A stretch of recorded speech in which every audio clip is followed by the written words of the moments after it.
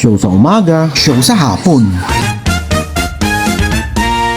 Yo, another day, another event na naman tayo today. Ngayong araw nga guys, dalawang event naman ang ating pupuntahan. From Sula Western, San Jose Tarlac to Quiapo, Nueva Ecija. Let's go!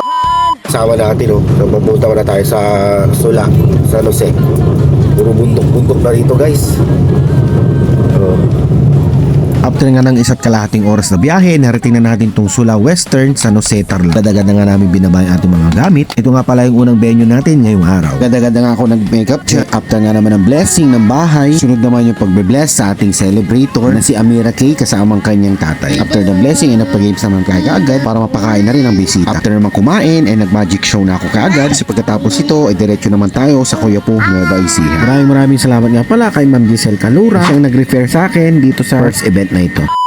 So after naman ng event natin today, July 4, 2026, pupunta naman tayo ngayon sa Quiapo. Galing tayo ng Sula, San Jose, Tarlac.